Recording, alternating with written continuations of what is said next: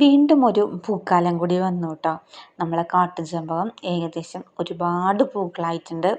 ഒരു നല്ല മഴ കിട്ടിയാൽ പൂവൊക്കെ കൊഴിഞ്ഞു പോകും കേട്ടോ. അപ്പം ഞാൻ അതിന് മുമ്പ് ഒരു വീഡിയോ എടുത്ത് വെച്ചതാണേ.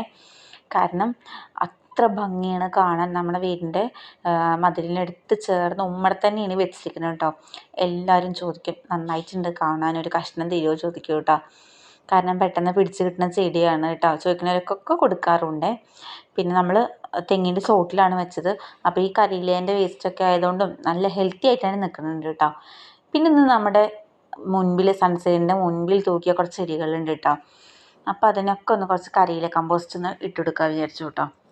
അപ്പം ഒന്ന് ജസ്റ്റ് ഒന്ന് മണ്ണൊക്കെ ഒന്ന് ഇളക്കി കൊടുത്തിട്ട് നമ്മൾ കരിയില കമ്പോസ്റ്റ് ഇട്ട് കൊടുക്കുകയാണ് കേട്ടോ. ഇന്ന് വൈകുന്നേരത്തെ പണികളിലൊക്കെ തന്നെ കേട്ടോ. മുറ്റടിച്ചവരിലും ചെടി നനയ്ക്കലൊക്കെ കഴിഞ്ഞു. പിന്നെ ഇങ്ങനെ കുറച്ച് അല്ലറ ചില്ലറ പണികളൊക്കെ ഉണ്ടായിരുന്നു കേട്ടോ. അപ്പോൾ ഓക്കെ, എല്ലാവർക്കും സുഖമല്ലേ?